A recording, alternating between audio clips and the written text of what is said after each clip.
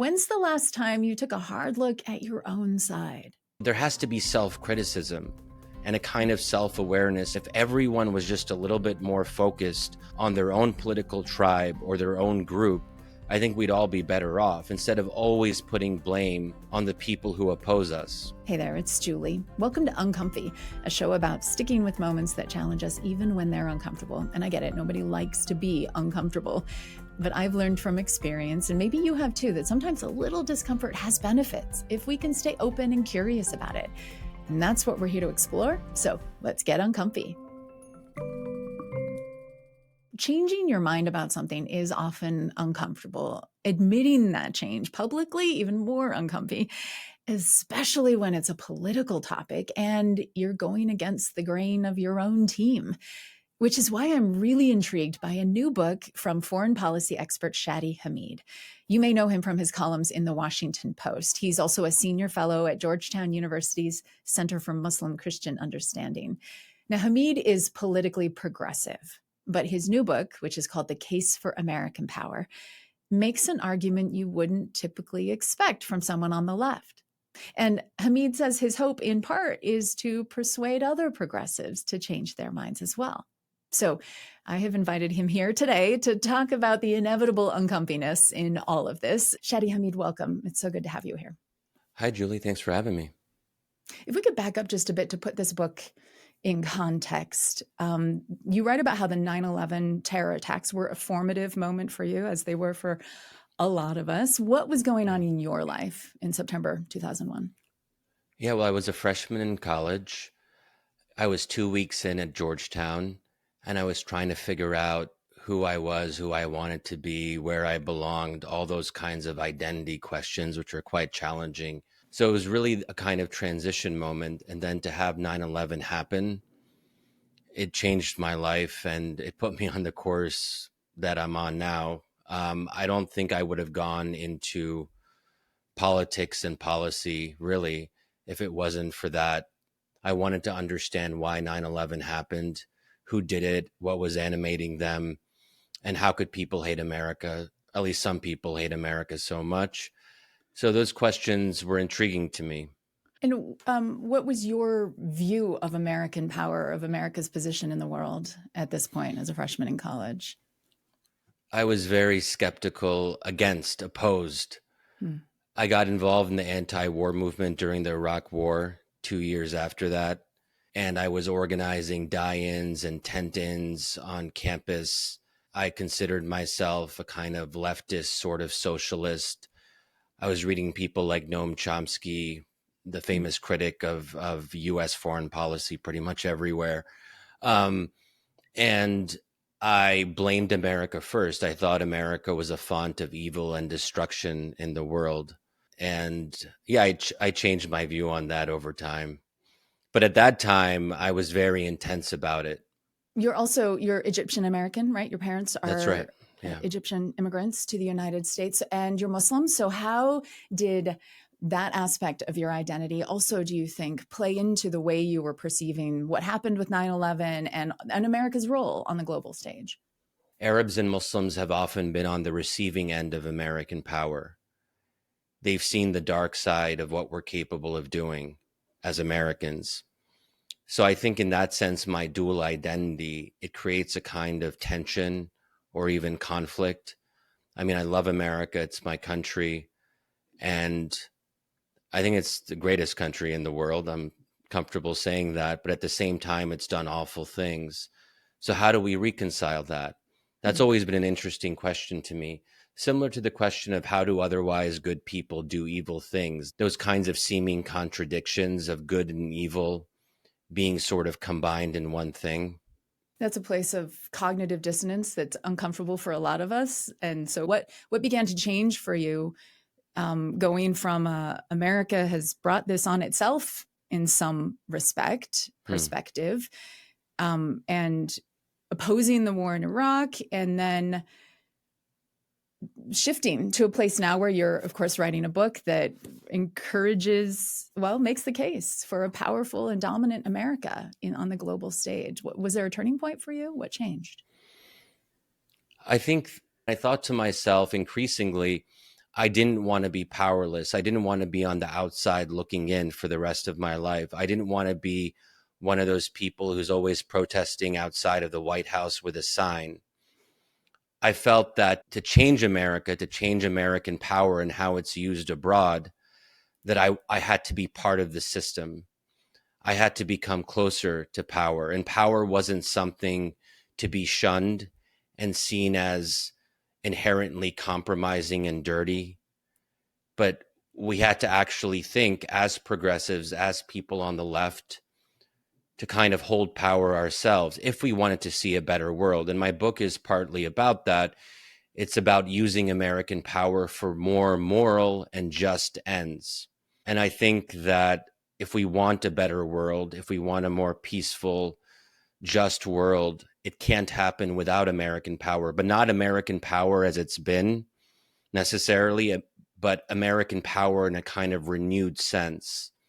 And I think moral people, they have to stay in the game and be in politics and elect leaders who align with their values. And that's how change happens. So I think my view of power was going from being on the outside to wanting to be on the inside. You write in the introduction to the book, actually, that this is a story about my own progression from opposing American power to resigning myself to it, and then finally accepting it, however reluctantly, as the only moral option in a world beset by tragedy. So I hear, even in the way you're describing your position, that this is, you're still very frustrated, I guess, maybe even, find some of America's actions deeply, reprehensible, immoral, Yes. around the world. And yet also you're making this argument that it's better than the alternative, kind of, Yeah. in the book. So talk me through kind of how you came to that position, right? Because I could, like, why wouldn't you just have stayed on the path of, like, America has done evil things, America can't be trusted, as you were sort of believing before, right? And therefore we need to see America weaker so that we can let some better, more moral power kind of take the reins of this The global. problem is there is no better, more moral power that can take the reins. There is no alternative. The only alternatives are, well, there are alternatives. They're just not good. China and Russia, which are brutal dictatorships. And I think that I came to appreciate the fact that we are a democracy, however flawed, and that makes us better. And I became more comfortable thinking of America as a better country because of how we conduct ourselves at home. We have a lot of flaws, that's for sure. But to see my parents come from an authoritarian regime, that's the alternative that a lot of children of immigrants have to contend with, that it could have been a lot worse if I was born and raised in Egypt. I wouldn't have the freedoms that I have here in the US. And also living in Egypt and Jordan, being in the Middle East for several years during the Arab Spring, I've seen what it's like for people to live under a repressive regime. And it's very frightening. And I don't think we should take our democracy here for granted. We have something that is special and different as Americans. And I just worry that a lot of Americans who haven't lived abroad, who haven't come from families that lived under dictatorship, they don't realize that. I realize it. So I think that's one part of it. But as even in the excerpt that you read from, I still wrestle with these questions. And it's the book is kind of an anguished manifesto. I wanted the reader to walk along with me and to feel the tensions and to feel the internal contradictions. What looms over all of this really is Gaza, because I've been, fiercely outspoken about America's role in enabling what I consider to be a genocide against the Palestinian people. And then how do I make sense of the fact that my own country was complicit in that? That's been a preoccupation of mine for the last 2 years. And that's why I say in the book, there were moments that I thought about just not writing it. I mean, there were moments where I didn't know if I could really continue because I was wondering, how do I tell, young people, progressives, my fellow Arab and Muslim Americans, to believe in American power when America is doing things or not doing them. In the case of Gaza, America refused to stop Israel from doing what it did. So that's what I kind of have to sit with a little bit, this kind of uneasy situation. Well, what do you say to today's Shadi Hamids who are in college and protesting and reading Noam Chomsky and feeling very much like America has let them down, has let the world down? So how what's your pitch to them? Yeah, well, the pitch is that we get the government we deserve and we get the foreign policy we deserve. Up until now, pro-Palestine voices have not been influential in our politics. That's partly our fault. But once we get more involved and insist from our leaders that they have a more balanced approach on questions like Gaza, if we insist on that, then we'll have different leaders who are more aligned with our values. So I think young people shouldn't give up on America. I just don't think that's a good way to live. Even if things are bad, to resign yourself to that hopelessness. First of all, it's depressing, and it probably will affect your happiness and your life satisfaction. But what does that give us? What are you left with when you give up hope in your own country? This is, for most of us, the only country we have. We don't have an option to become a citizen of some random country abroad. So if this is what we have, let's make the best of it and organize. I mean, we have had examples throughout our history of how seemingly impossible things became possible. Before the civil rights movement, civil rights seemed impossible. Before women had the right to vote, it didn't seem like they would ever have the right to vote. Now we're not perfect, but we are a more racially equal country than we were back then. So there is a kind of arc of progress. Now it's uneven. It's maybe not as progressive as we might like. And sometimes we have real steps back. I mean, I think that the election of Donald Trump, he attacks the foundation of what I think makes America great. But then what do we do about that? I think that optimism is the way forward. It is true that our democracy is not fully responsive to its citizens, but it's partially responsive to its citizens. And there have to be systemic reforms in terms of campaign finance, in terms of having sturdier checks and balances, of making sure Congress plays a role again instead of abdicating its responsibility to the president. But those are things that can change. As you've written about frequently, the American public, though, is very divided. I mean, half of the country voted for a vision of America that Donald Trump promised, and many of those voters are very pleased with the actions that President Trump has taken in his second term. So what I wonder is, I'm very clearly hearing you say you're making a case to, this book is in part written as a plea to progressives in America to not stay on the sidelines, to not bail out or give up.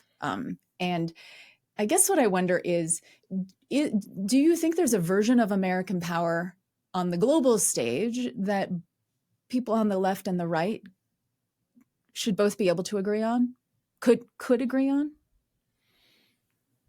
Yeah, I think they can agree on something like, for example, there's growing anger in both parties about our policies in Gaza. I think there's a general sense that supporting right-wing dictatorships in Latin America during the Cold War and overthrowing elected governments in the developing world, also in Africa, Middle East, Asia, the list goes on, that maybe we shouldn't have done those things. But at the end of the day, we don't all have to agree. And one thing that I've been, I think, pretty consistent on in my work is Americans don't have to have the same idea of the common good. They can, in fact, disagree on foundational questions. That's part of what it means to live in a democracy, to not expect that other people will share your view, and to say that if, more than 70 million people voted for Donald Trump the second time around, then presumably they did so for a reason. They had legitimate grievances. And I think it's our task, I'm just speaking for myself here, to actually ask what made people vote for him. What was going on there? Why couldn't Democrats field a candidate who was inspiring? So I think those are the things there has to be self-criticism and a kind of self-awareness about our own side.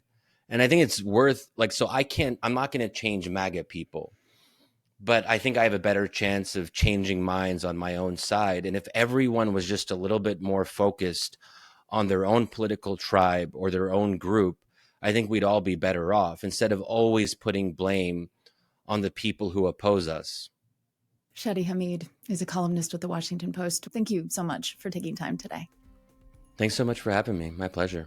Hamid is also a senior fellow at Georgetown University's Center for Muslim-Christian Understanding, and the new book we've been discussing is called The Case for American Power. And thank you for getting uncomfy with us today. That was a little more political than we typically get here on the show, but these issues are the ones that divide us in the world right now. And I think it's so valuable to hear someone thoughtful like Shadi Hamid kind of talk through how he works with the cognitive dissonance of shifting his view on some things and doubling down on some other things, and trying to figure out how we as citizens can live together peacefully in a democracy while also expressing our views firmly and standing by the things we hold dear.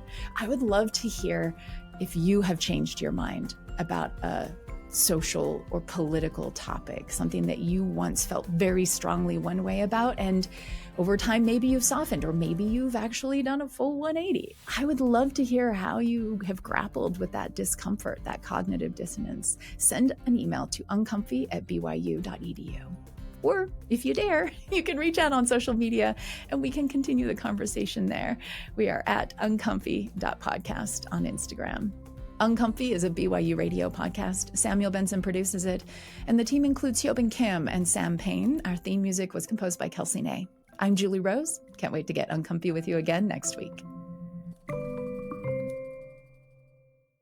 Some of the most uncomfy conversations we have center on religious differences. Faith often divides us. So that's why I want to tell you about a BYU radio podcast that's using faith to unite people instead, people from all walks of life. On In Good Faith, host Stephen Kapp Perry speaks with believers across religious traditions to explore what living their faith looks like. You'll hear from rabbis, pastors, and everyday believers, exploring the alignment between their beliefs and that of others, and considering how we can all strengthen our connection with the divine. In Good Faith is about open conversation and expanding religious perspectives, which is often uncomfy, but always worth it. So listen to In Good Faith on the BYU radio app or wherever you listen to podcasts.